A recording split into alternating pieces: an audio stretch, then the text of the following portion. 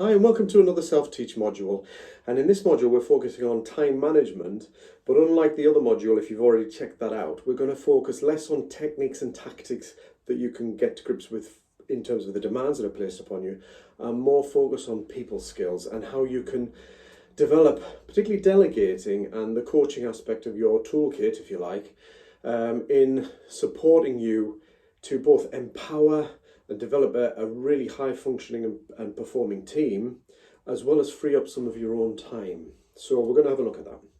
So what to expect typically in these sessions, what I will give you is models, tools and tips, some reflective questions and exercises, which I would encourage you to do, again, just to embed the learning, and some post-session resources and exercises which are contained in the workbook. And what I would suggest is that you download the workbook as part of watching this video to allow you to work through it, and anything that I don't prompt you to complete that might be in the workbook you can always go back to afterwards, and you can always revisit it at any time.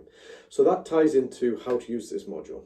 Block out the time so that you've got enough time to watch the video, to pause, to complete the exercises, reflect and think. Download that PDF workbook, and as well as completing the exercises, feel free to rewind and pause and revisit at any time. So you've got that opportunity. And there will be some drop-in Q&A session activities planned. There's nothing in the diary as yet at time of recording, but the plan is to have these drop-in Q&As which are either in person or on the via Zooms and things like that. And just for the benefit of those of you who don't know me from previous modules, I am Dave Algio, your session facilitator. I've got a background in policing where I've managed teams and led teams in both police operational sense and community, and learned a lot of lessons the hard way by making mistakes. So a lot of what I try to bring to you is an insight and perhaps some theory and models backed by practical application, often learned through the mistakes that I've made in time. Okay, so what are we going to cover? Well, we're going to focus on placing, I guess, the coaching and the delegating skills into the context of general leadership style, and just to kind of position it so that you understand when it might be appropriate and when it's not the best appropriate approach or most appropriate approach in a given situation or with a particular member of your team.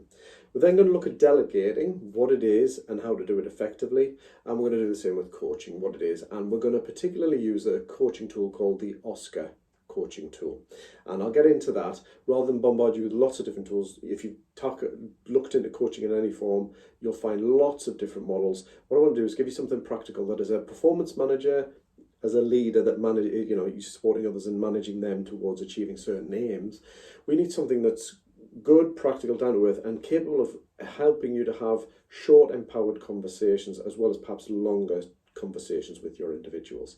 I often think of the Oscar coaching model as a really powerful tool in having those 5-minute corridor conversations, whether you're in a corridor or not, it doesn't matter. But this idea that if somebody comes up to you and says, "Oh, can I just have a word?" or "Could I just ask you?" You've got a tool in the kit that allows you to support that individual, not take the problem off them and not always be the solutions offerer, and help them learn that ability to think about the solutions and ideas themselves and decide action and then take it. So we'll get to that as we go.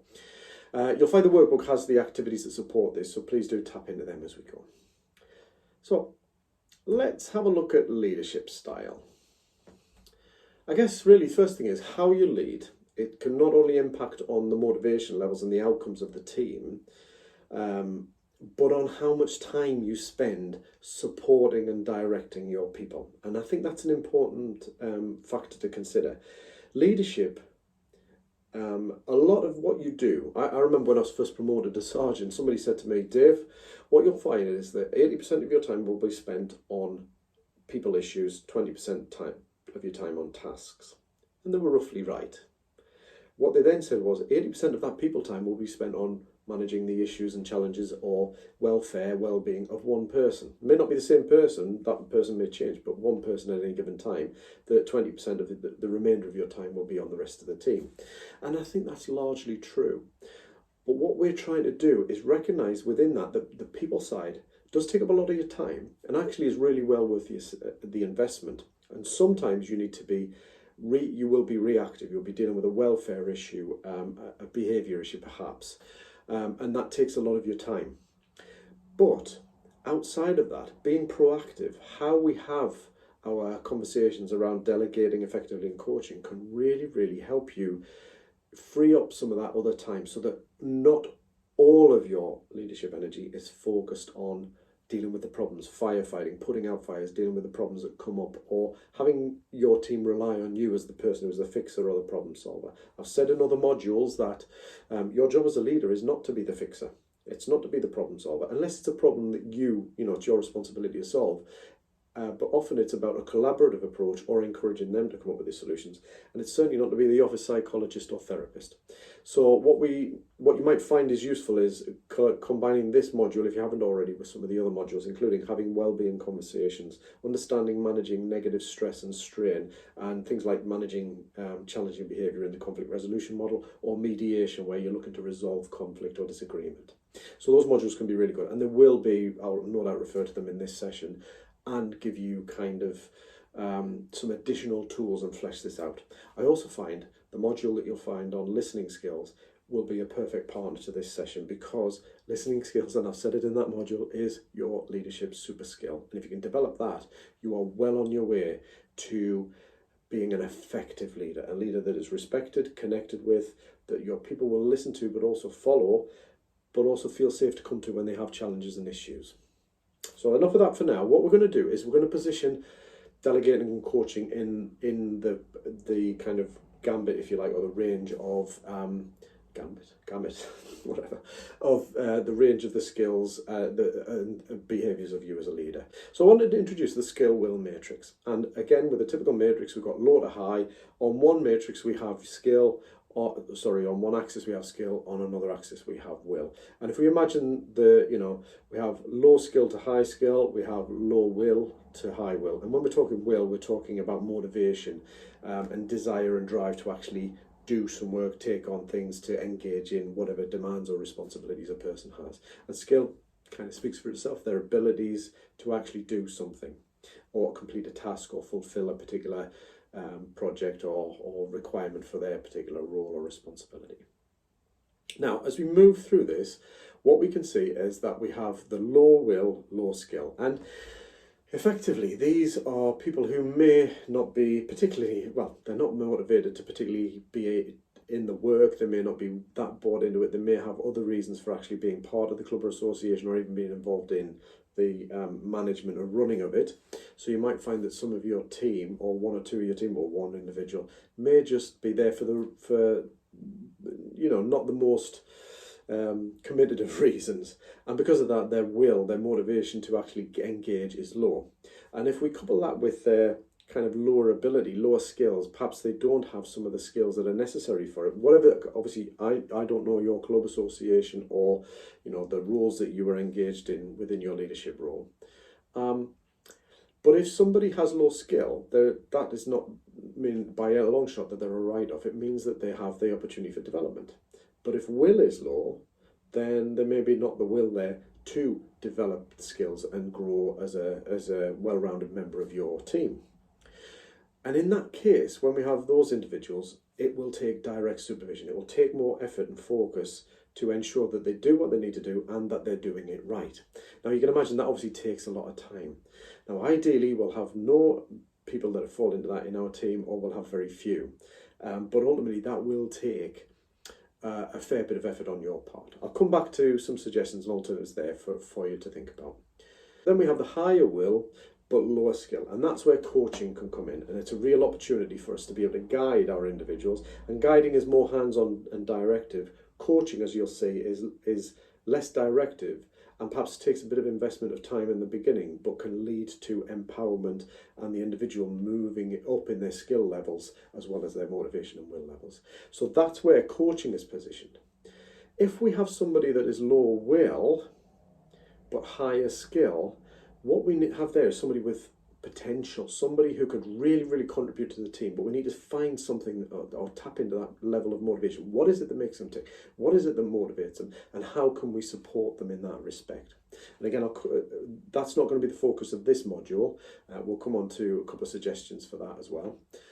But if you've got somebody who's high skill and high will, i.e. they're really capable and they've got a lot of motivation, then this is where potentially we might be looking to give them other opportunities, or even succession planning. Perhaps you're looking for them to take over your role if and when you are moving on, or there are other opportunities for them, so promoting them in that sense. And I appreciate it's a voluntary organisation that you're working with, the clubs and associations, but if we kind of understand that there are other responsibilities, other opportunities that somebody might gain, then this is where there's an opportunity to help direct them there, so that they use that potential and they use that motivation in the right direction. But delegation is also a real opportunity for you as a leader as well. You've got somebody who's highly capable, even if it's in particular aspects and maybe not all, and they're motivated. And delegation, as we'll see, is where it can be a win-win for you both. Okay, so before I get into some alternatives for the other side of that, what I want to do is just get you to consider the question. Do you find that you operate in a particular quadrant or quadrants of that model most of the time as a leader? Do you find that you are more likely to be somebody who closely supervises and manages, or supports and motivates, or both? Or do you find that you are more naturally a coach and delegator, or a coach and somebody who closely supervises? It depends, but just kind of think about your own style and drop some comments down. What do you think are the reasons for this? Take 60 seconds out and we'll come back and we'll take a look at that.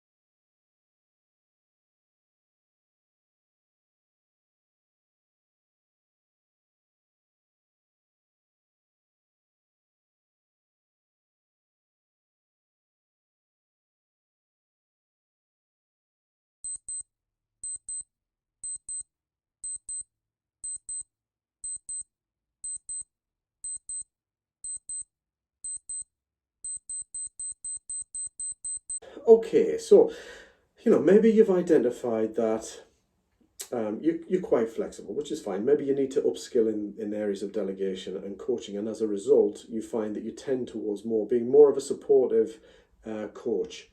Supportive leader, which is fine, but recognizing that is your potential default, or where you tend to go to, gives you an opportunity to realize that there are times when that's not the most appropriate solution or approach. For example, somebody's low will and low skill, then we need to start looking at more direct supervision and approach than perhaps really highly supportive. And in that sense, what we might find to do, we take stuff off them, we kind of cover for them, that kind of thing. That's not really the most effective way to empower that individual, I guess. Now, as I said, we're not covering that side of things in this module. We're going to focus on delegation and coaching. But what you will find, or might find useful, is for directing and supervising the particular modules around mediation skills and conflict resolution, where perhaps you're having to challenge performance issues or behaviour in a supportive, robust way, not in a way that's aggressive or overbearing, but in a way that gets your point across but respects the other individual. That can be really useful. And actually what we're doing with those kind of techniques, if you check into those modules, is we're seeking to raise motivation levels by engaging them in a positive way, but also potentially raise their skill levels as well. Because in the BOF model in particular, in challenging behaviour, we are providing them with an expected way forward, and perhaps some ways in which they can improve their behaviour, some very specific ways. So check that out if you think that's useful. And if it's more about dealing with that supportive end and motivating people, what you may find is that the well-being modules, the resilience module, and the resilience module on well-being conversations and supporting stress and strain and managing and supporting a team in that could be really useful as well. Because how do you have an empowering conversation where you support in an empowering way, but not a mollycoddling way? We don't wrap people up in cotton wool. We kind of support them, but we help them stay empowered and feel as if they are still in control of their own challenges and demands. And again, that can be motivational and engaging as well. But as I said, what we're going to focus on is the delegation side and the coaching side. So we're going to focus on delegation first. And before I get into it, I'm going to just ask you to, we're going to carry out the exercise there, the 60-second exercise. What experiences have you had of delegating? Trying to delegate or delegating to others, or being delegated to? And were those experiences bad or good? And what made them bad or good? What contributed to that? What do you think were the elements of a successful delegation or a not so successful delegation? And if you need longer than 60 seconds, pause the video and take that time.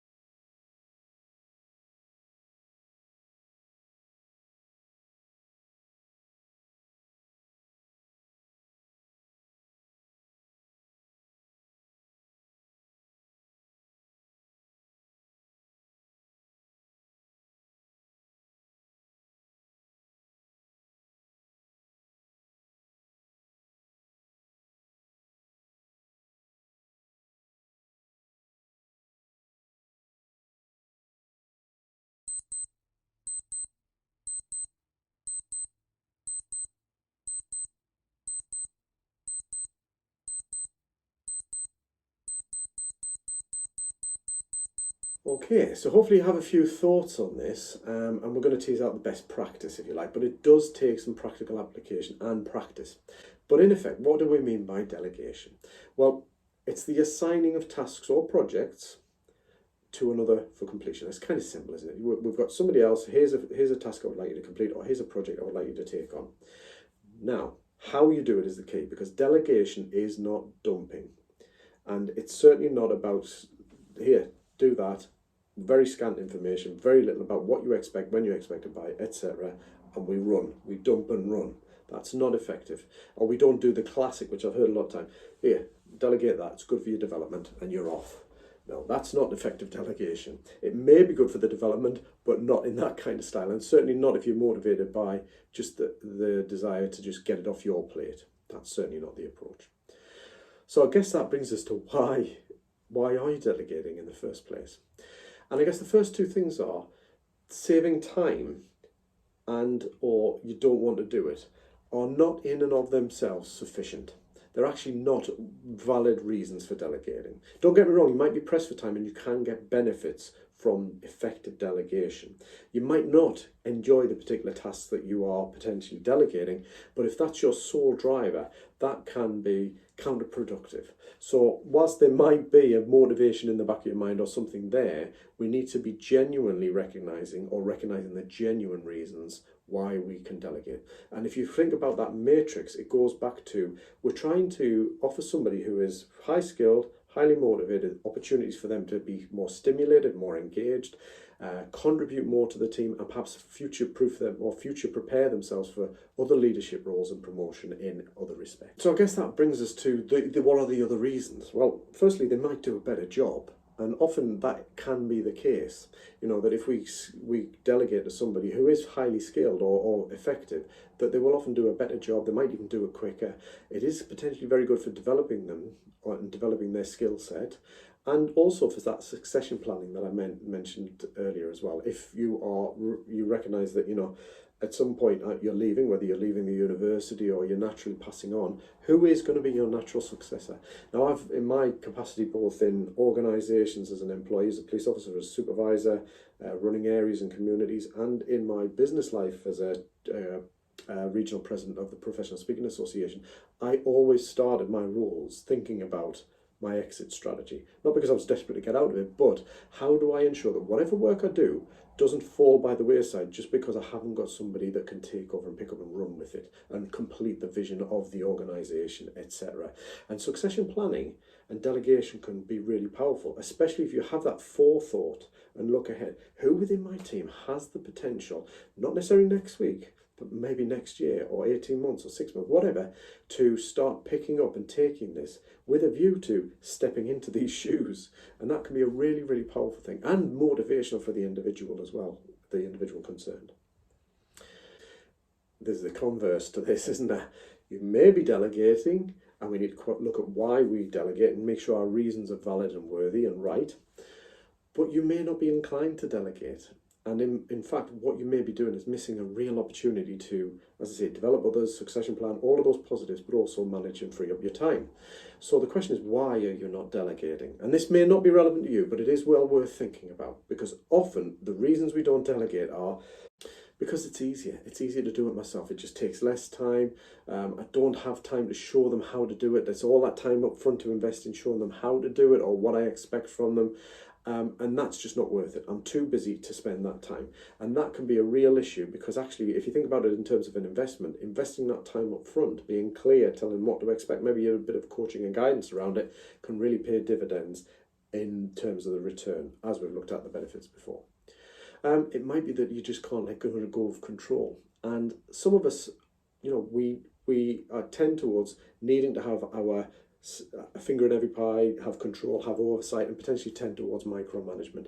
And one thing is clear, micromanaging individuals can be very disempowering, frustrating, and can lead to poorer relations between manager and individual, and respect in that sense.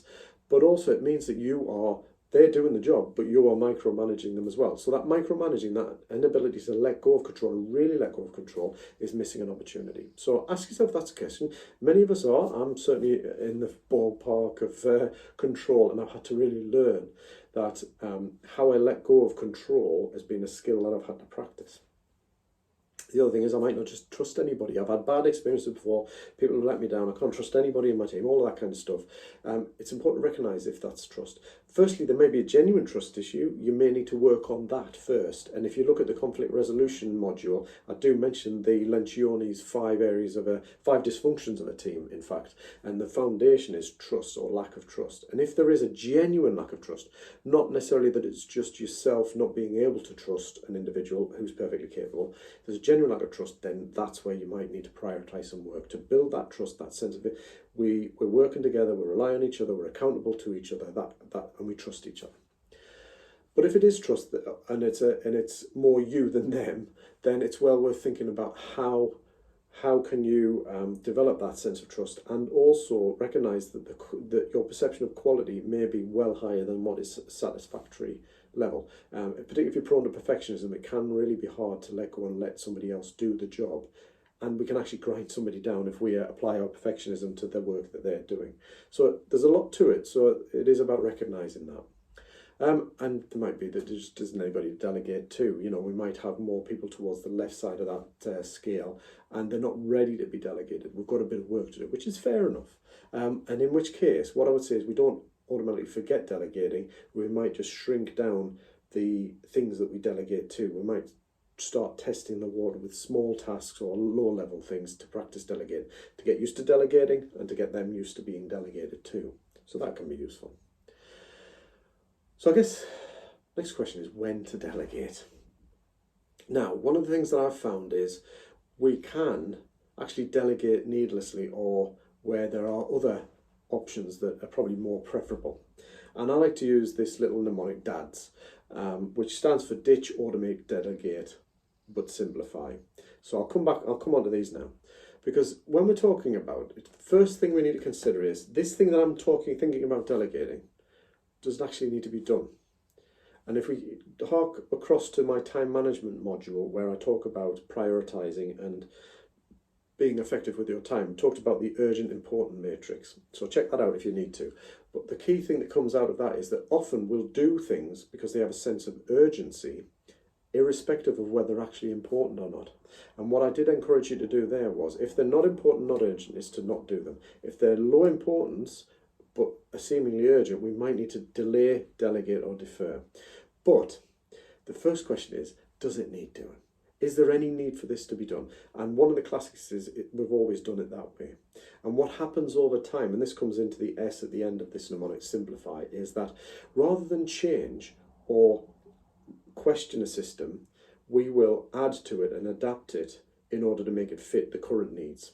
So what happens is we end up with something very gnarly and complex and big for a situation. And if we strip it out, we might find that there's some old processes and systems ways of doing things that are just totally unnecessary, not required. So this is where sometimes it can be a case of question it, let's have a look at it, do I even need to do it? Because if it's not necessary to do, don't bother delegating it. Because of the state of technology that we have some amazing resources in the way of technology. It's well worth thinking about automating. Now, I get that this may not be something that we can do in certain senses, but it's actually useful to think about. Is there a piece of software that can do it? Is there an app or something that can do it better? And it's a very simple example, but a grammar check in your, when your Word document. Now, yes, you need to proofread the full document, the full, whatever you've written, whether it's an essay or whatever. You do need to proofread it, but actually you might be able to pick up things and spot things through a grammar check first to then correct or alter certain things. So there's an example of automating stuff. Now what that means is you might be able to automate away the whole task or the whole project, unlikely the whole project, but you may be able to automate away some aspects of it to streamline it down so that what you actually delegate is more streamlined and more specific and succinct for the individual to do. That's when we can look at delegate. And then can it be delegated first? And I'll come on to what we shouldn't delegate.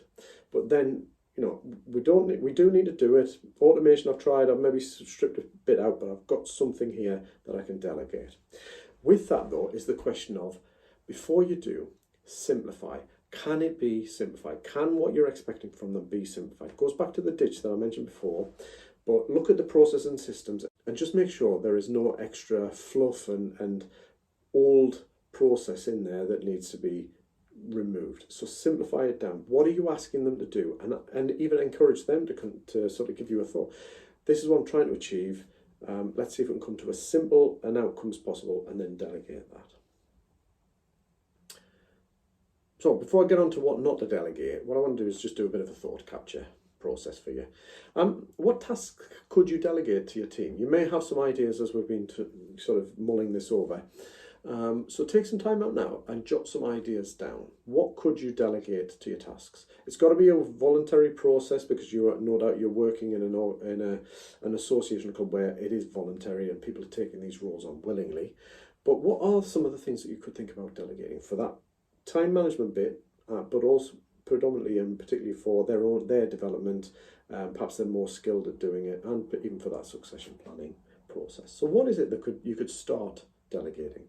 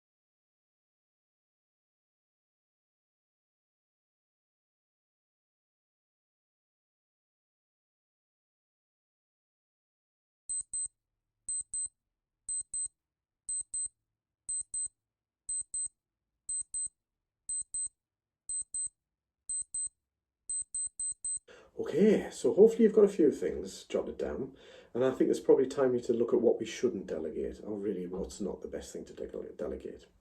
First things first, you don't delegate your authority or responsibility, because ultimately, if you're the leader, you hold that role because not just because of the things that you need to do at that level, but because of the responsibility and the authority that's held inherent in that role. And whilst we might delegate tasks, you will retain the responsibility for that. So it's not about delegating that out, because as the leader, you own it. You are responsible. You are the figurehead, if you like, for that. We don't delegate performance management issues. And I put unless there. And I guess the unless is, unless you are somebody who's leading other managers, you have a layer of managers who are responsible for teams there, in which case the managers are responsible for then managing their performance, but you are actually responsible for managing the performance of those managers to ensure they manage the performance of their team.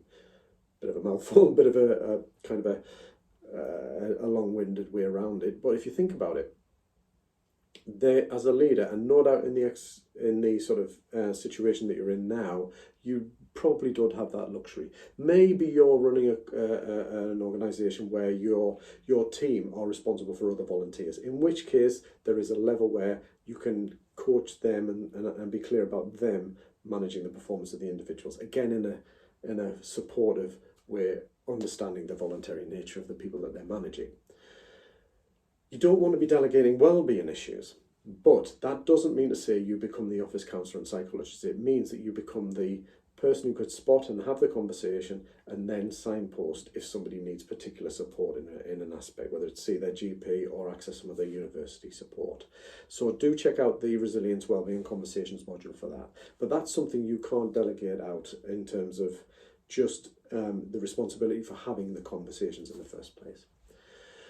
You can't delegate any duties that might be legally responsible for, and the things I'm thinking of in there might be around any financial responsibilities that you might pick up in your capacity within a club or association. Obviously, I'm not familiar with your particular club or association, so I can't comment on that. But it also might be health and safety issues, particularly if you're running events or holding events where people are coming to them and attending them, that kind of thing. Health and safety is a legal requirement, and obviously you will hold some responsibilities in that respect.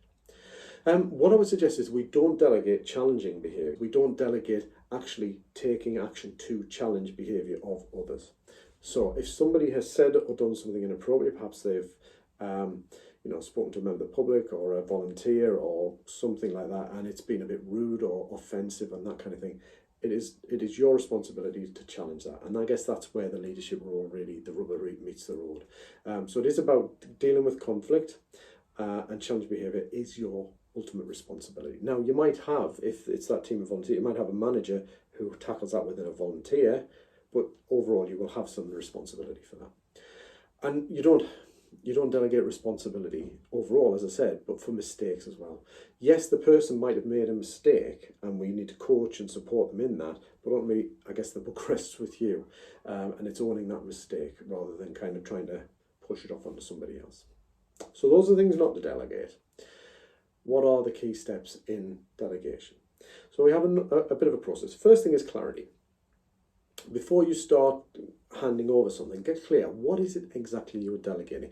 Are you clear about what it is you're delegating? Are you clear about the specific tasks that are involved, the outcomes, and the quality and timescales? Are you clear? Because you need to communicate that, obviously, with the other person. Do you know why? What are your reasons? So we've talked about why you're delegating, but also why, so that you can communicate it to the individual as well, so that they can buy into it. They don't see it as being dumped on. They understand why. They understand what's in it for them as well as what's in it for you. Who are you delegating to? Because obviously within your team, you'll have people with some certain strengths, you'll have people with different experiences. Who are you going to delegate this to? And thinking about what skills do they have, what skills and development are you seeking for them to achieve? So who is the right person? And then what level of support are you going to give them in that? And I'll come on to that shortly.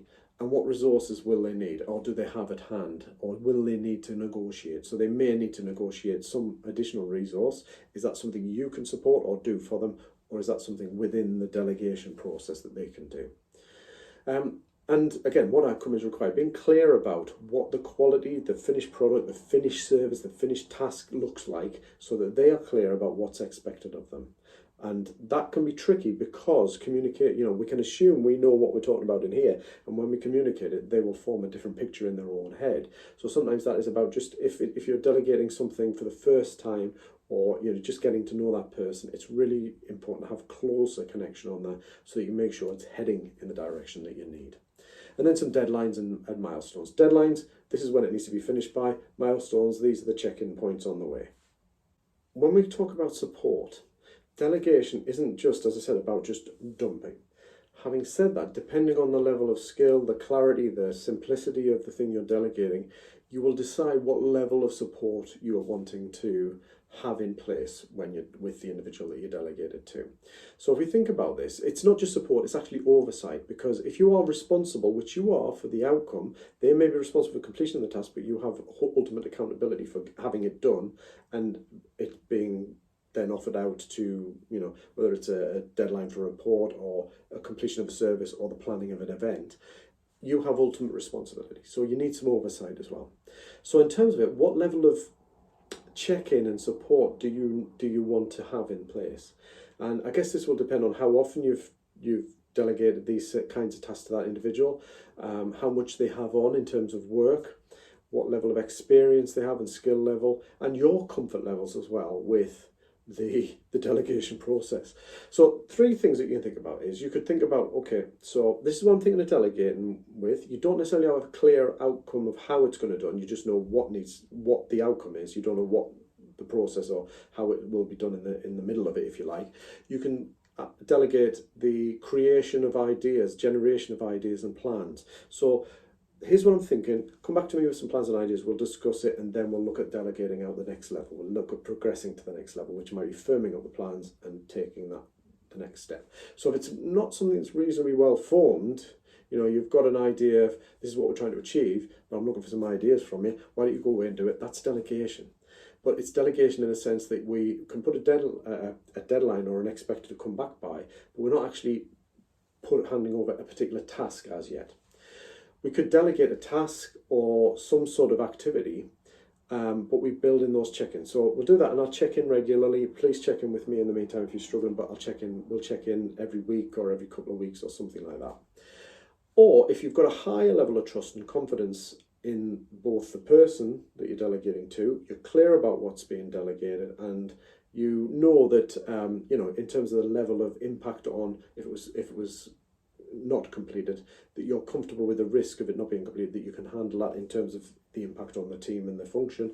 You could say, right, okay, come back to me when complete. So this is what we're talking about. Come back to me when completed, and I'll leave it to you to come to me if you have any problems in the meantime. If you can't meet the deadline, then come back to me and let me know. But come back to me a week or so or a month before. So we're putting in the caveats, but we're giving them the responsibility for that. That doesn't mean to say we just leave it off to them completely. I would still say that you need some sort of check-in and just some sort of oversight. Just show an interest over the course of the project and just remind that person that you're not simply just cutting them adrift as well. But again, it depends on the relationship and how often you've delegated to. And if you've got somebody who's particularly you're thinking about succession planning, that could be quite useful. You might have those trust levels at a really high level anyway. Okay. So, a thought capture exercise now, and this is where I would ask you to pause the video and use the workbook activity. What you will find in there is a worksheet that takes you through that process that I've just outlined, the steps, and also the considerations around the level of support you will want to give and oversight you want to give whilst delegating.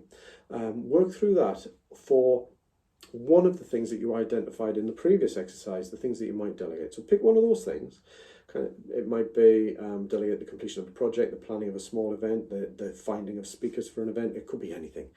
But have a think through and use this as a live delegation project, if you like, because you may actually use this to then delegate the thing later. So use that and work through the process, getting clear, identifying who would do it, what support and check-in do they need, etc., etc. And then come back to the video and we'll pick up from there. Okay. So hopefully that's been useful. And again, with delegation, I would suggest it's a case of if you're not that experienced, not that comfortable, you perhaps don't know your team well enough, then start small, practice small with low level, low risk tasks and activities, and have more check-ins so that you can make sure that somebody is on track, that they're not struggling or floundering without your support. So just make sure that's the case, and practice. It can be a really empowering process for both parties involved, you and them. But now I want to move on to the aspect of the coaching side of things. And what do we mean by that? So what is coaching? And there is a lot of literature around it, and I'm not going to dig into the history of coaching in terms of personal coaching. You've no doubt got knowledge of, or are aware of sports coaching. You might have heard of executive coaching, life coaching, all sorts of different things. So what we're talking about is coaching in the context of you as a leader looking to empower your individuals, develop them, and build a team of people who are self-reliant, not isolated in terms of the way they work cohesively as a team, they respect and come to you as a leader, but are capable of self-coaching to an extent. They can work through problems ultimately themselves and take the initiative. So if we look at it from that perspective, coaching is the unlocking of the person's potential. And what we're talking about there is how can we help them maximize their performance, get the most out of it. And when I say maximize, we're not talking about maximize their performance at the expense of well-being, for example. We're talking about how do they maximize their skills, unlock the potential within themselves by getting past any limiting thinking or behavior, or restricted limiting beliefs. So it is about helping them to learn rather than teaching them.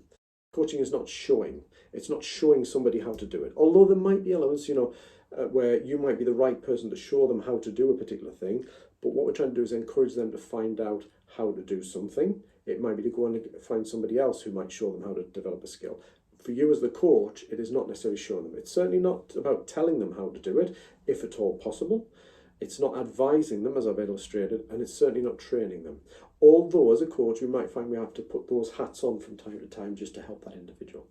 It's not consulting, it's not standing side by side, looking at the problem and guiding them through how to solve the problem, and it's not mentoring. And some of you may have mentors as leaders within your association or club. And the difference between a coach and a mentor, although a good mentor will apply some coaching skills within their role, I would guess, as well.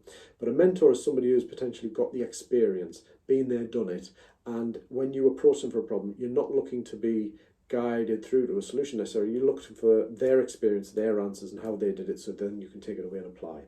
And mentoring can be really powerful. It is really powerful. But ultimately, it's one part of a bigger mix. And coaching is that perhaps longer term process of encouraging you to come up with the ideas and recognise that you have the answers and the potential within you. So before we kind of get into the model, what I want to do is just get you to think about this. It can take practice. Who can you think of that is an experienced coach?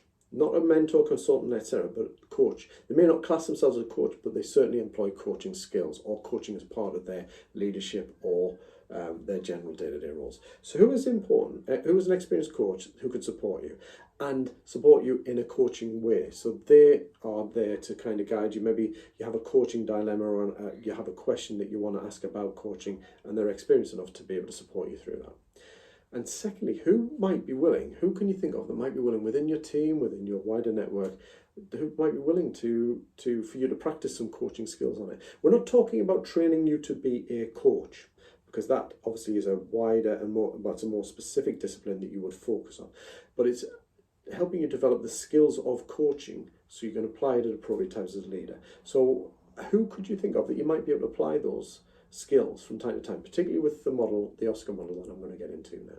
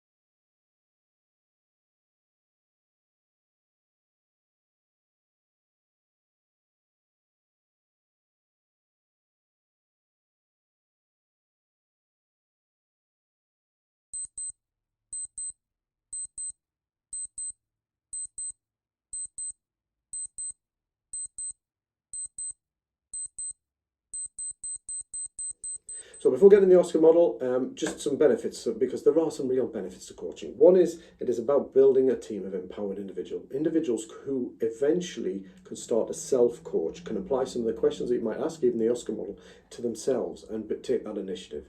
It's not about them being isolated and going it alone, but it is about recognising that many of the challenges that we might come to somebody else with to fix or to put onto them, we can actually solve ourselves.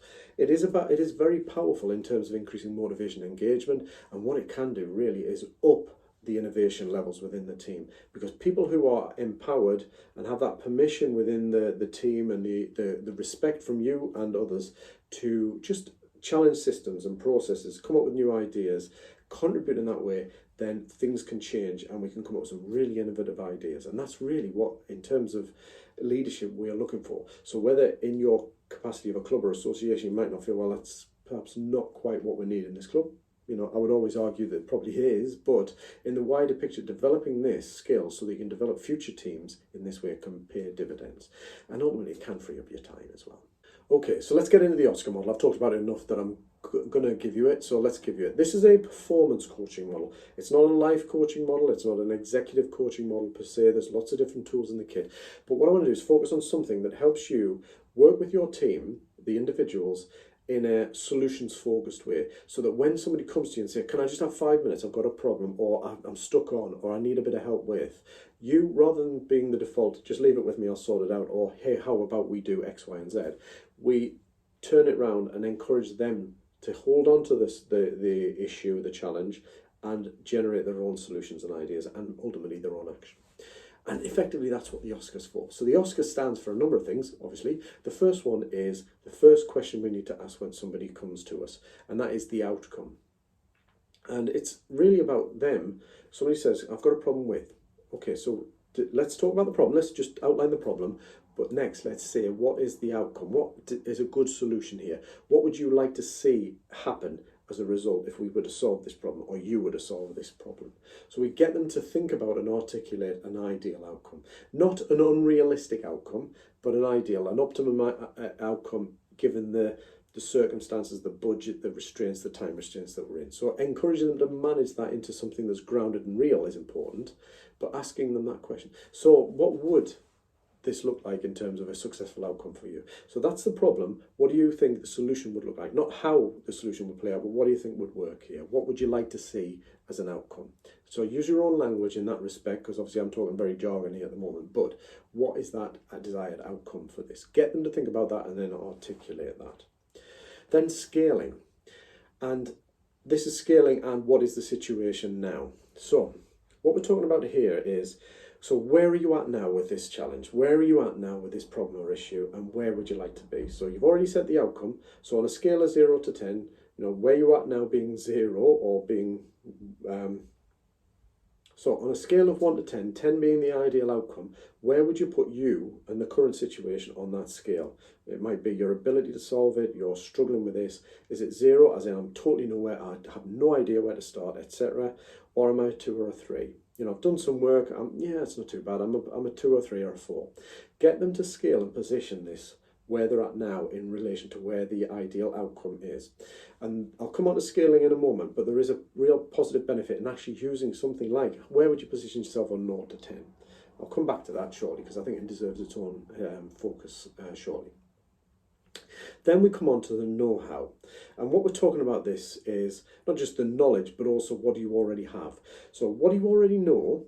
What skills and tools and resources do you have that you're bringing to bear, that you're doing? What are you doing already? What have you tried that's worked or is working, and what are the things have you tried that hasn't worked? So where are we at and what have we got? What skills have you got within your network? Get them to think about that. Ask them to think about, who do you know that could help you with this? What resources, apps, research, questions can they ask, and what skills can they bring to bear? And that helps them think about, how do we get along that scale towards the ideal outcome? What can they bring to bear?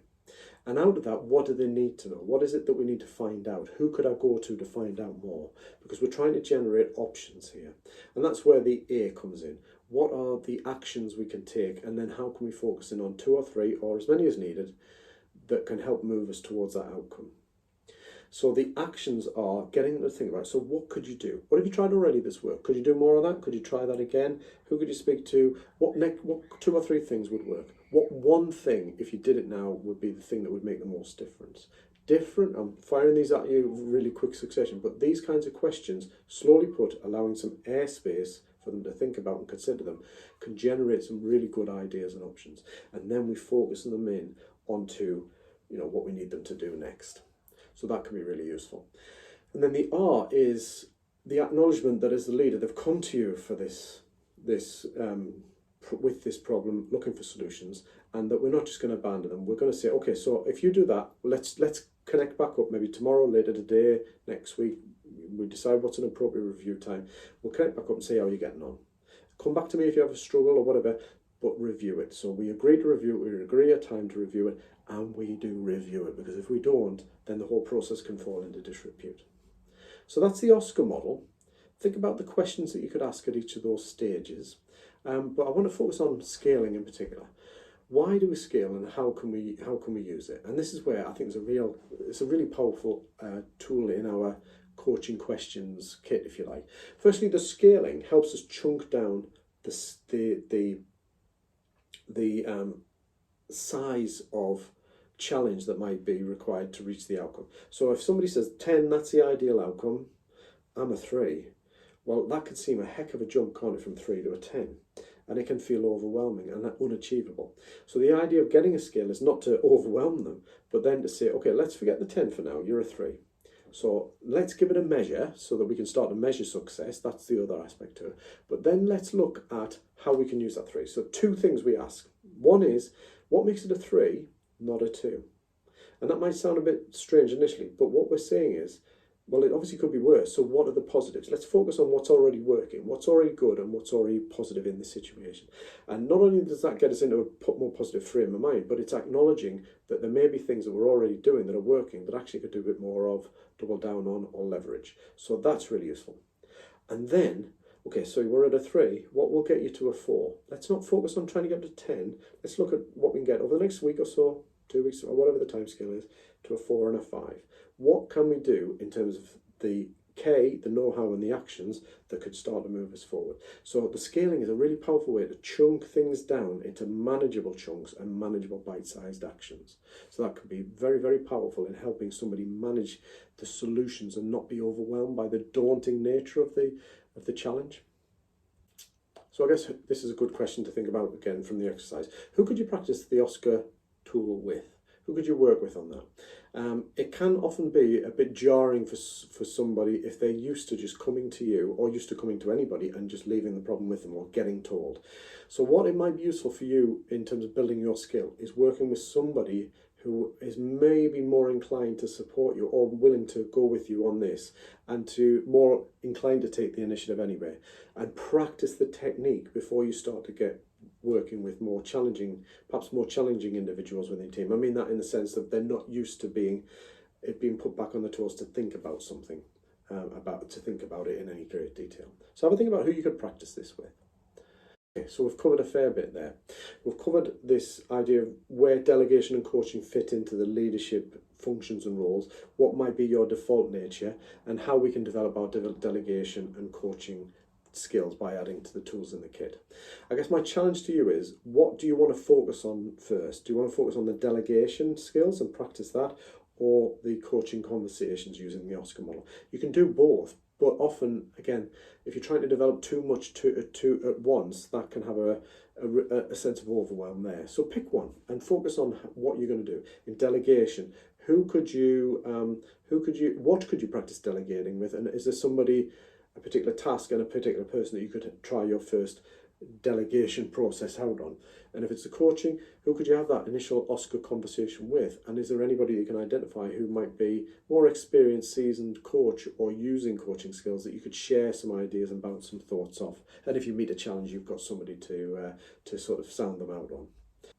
Have a think about those, and then as we always say, review your notes, look about what you can do next. And then don't forget that if you haven't already downloaded the PDF workbook, complete the activities that you haven't already completed and consider dropping into the Q&A sessions. And I hope that's been useful for you. Take care for now.